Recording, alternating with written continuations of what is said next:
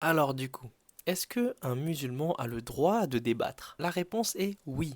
Mais il faut faire très attention. Parce qu'aujourd'hui, les débats qui se passent sur les réseaux sociaux, la plupart du temps, ils ne sont pas si bénéfiques que ça.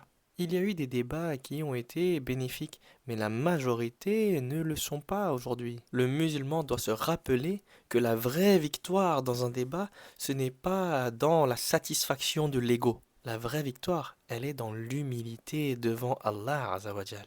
La vraie victoire, elle est dans la sincérité, dans la recherche de la vérité. Ça doit servir à ça, normalement, un débat, à chercher la vérité ensemble, à admettre qu'on a tort, à mettre son ego de côté et développer une discussion qui permet de se rapprocher de la vérité ensemble. Si le débat n'est pas là pour défendre une vérité avec sincérité et humilité, si le débat il est là juste pour vaincre quelqu'un, humilier quelqu'un, mépriser quelqu'un et satisfaire son propre ego, c'est inutile, ce n'est pas bénéfique. Comme je le disais, à l'époque, il y a eu des débats bénéfiques. Mais aujourd'hui, la majorité des gens qui débattent sur les réseaux sociaux, est-ce que c'est des gens humbles?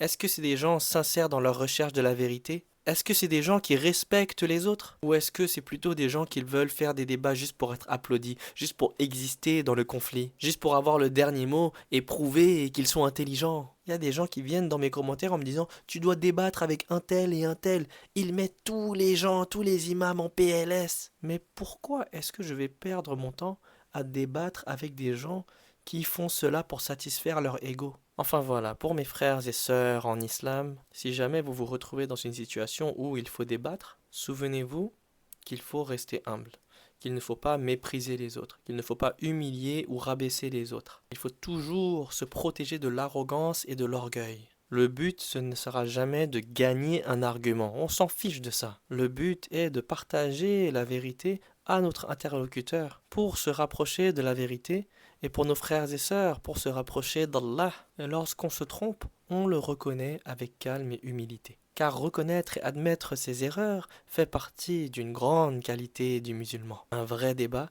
c'est défendre une cause juste et véridique, avec des preuves, avec des sources fiables et avec humilité. On met l'ego de côté et on cherche la vérité ensemble. Et s'il y a quelque chose à corriger, on le corrige sans rabaisser l'autre, sans mépriser l'autre. Prenons un exemple. Quelqu'un qui remet en cause les piliers de l'islam. Il vous dit, en islam, on n'a pas besoin de prier, on n'a pas besoin de jeûner. Tout simplement, il faut défendre et corriger en apportant les preuves et les sources, en lui disant, non, regarde, on a besoin de faire ci et ci et ça. C'est dit, Allah nous l'a dit dans le Coran, le prophète sallallahu alayhi wa sallam l'a fait. Et ensuite, après avoir donné toutes les preuves et les sources, calmement et humblement, après avoir invité la personne à réfléchir, si la personne reste entêtée et refuse d'écouter, alors on ne force rien. C'est Allah qui guide, c'est Allah qui change les cœurs. Notre rôle en tant que musulmans, c'est tout simplement de transmettre le message, d'inviter à la vérité et la personne, c'est à elle de décider si elle veut écouter ou non. La guidance appartient uniquement à Allah. Et aussi, dernier point que j'ai oublié de mentionner,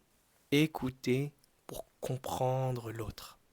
N'écoutez pas pour répondre. Et discutez avec des gens qui sont humbles et qui veulent écouter pour comprendre également. Ne choisissez pas de débattre avec des gens qui font cela par amour du débat, parce qu'ils arrivent à satisfaire leur ego à travers le débat. Discutez avec des gens qui sont humbles et respectueux. Et faites attention de ne jamais tomber dans l'amour du débat. Car le prophète Mohammed sallallahu alayhi wa sallam a dit, le peuple qui s'est égaré après avoir été guidé ne l'a fait que par amour du débat.